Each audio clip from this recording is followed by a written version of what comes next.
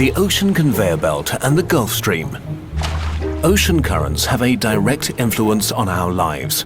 They determine our weather, our climate, and much more.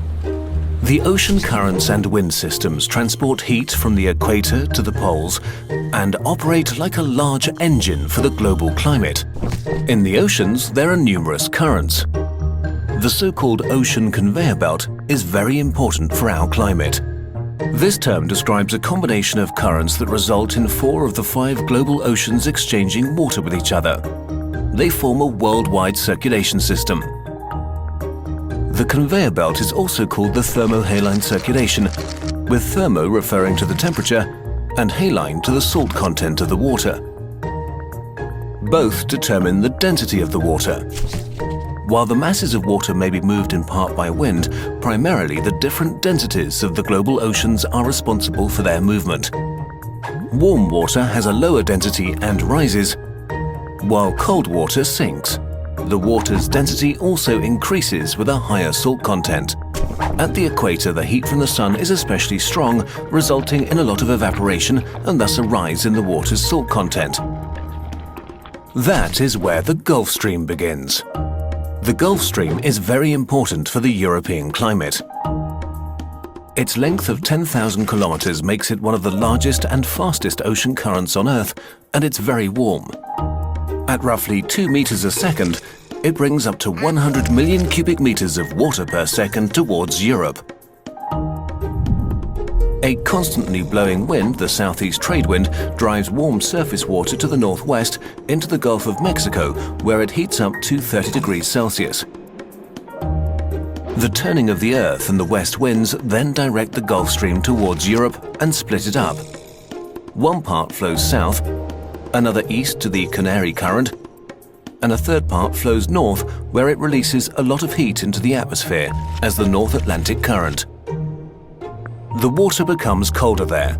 Its salt content and density rise on account of evaporation, and it drops down between Greenland, Norway, and Iceland. There we also find the largest waterfall on Earth, the so-called chimneys, roughly 15-kilometer wide pillars with water falling up to 4,000 meters.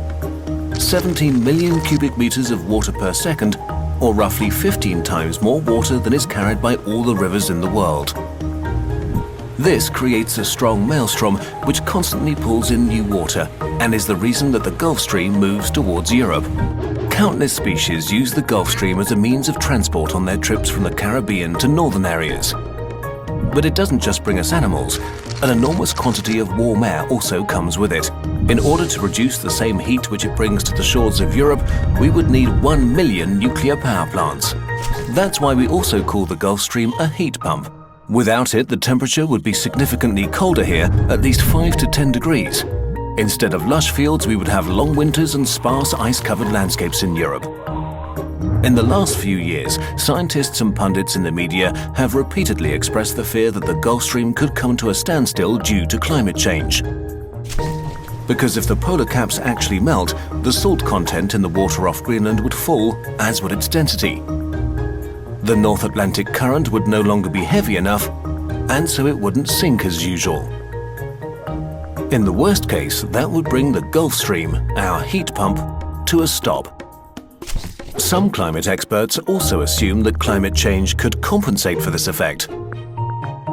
We know that it can be normal for the climate to change by looking at the development of the Earth over the last few million years. There are ice ages and warm periods. In the last ice age, a gigantic flood of melting water crippled the heat-bringing North Atlantic Current, covering the northern hemisphere in ice. Scientists have different views on the impact that climate change will have on the global ocean conveyor belt.